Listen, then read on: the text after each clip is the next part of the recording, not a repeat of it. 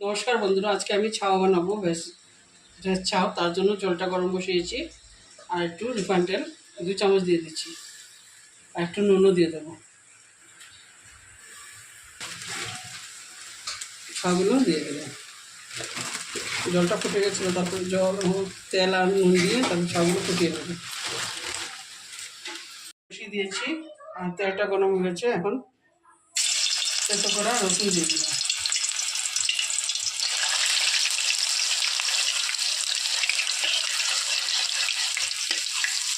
রসুনটা হালকা করে ভাজা হয়ে গেছে, গরম তেলের মধ্যে দিয়ে দিচ্ছি। এখন কুচানো গাজর দিয়ে দিলাম। গাজরটা একটু ভাজা করে নেবো আগে।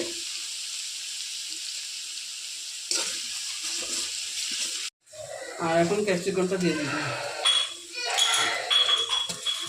ভাজা হয়ে গেছে, বাঁধাকপিটাও একটু ভাজা করে নেব। কাঁচা লঙ্কা কয়েকটা চিরা দিয়ে দিলাম। ভালো মতো একটু ভাজা ভাজা করে নেব।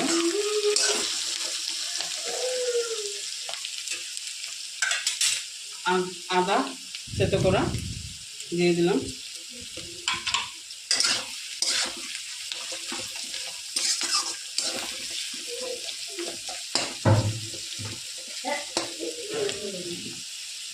হয়ে গেছে, এখন আমি কালা বিট নুনটা দিয়ে দিলাম পরিমাণ মতো।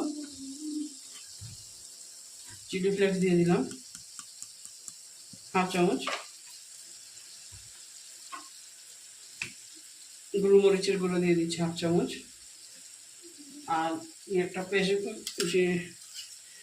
সস, ভিনেগার আর সয়া সস দিয়ে 1 চামচ করে দিয়ে দিয়েছি, মিশিয়ে তারপরে দিয়ে দিলাম। দিয়ে এখন ভালো মতো মিশিয়ে নেব।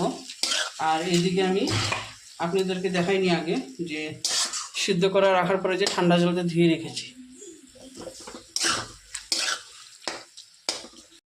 সস ভিনেগারের সব কাঁচা গন্ধ চলে গেলে তারপরে একটু একটু করে নুডলসগুলো দিয়ে দেবো আর মিশাতে থাকবো। এরকম করে সবগুলো মিশিয়ে নেবো। একটু একটু করে নুডলস দেবো আমি সব মিশাতে থাকবো।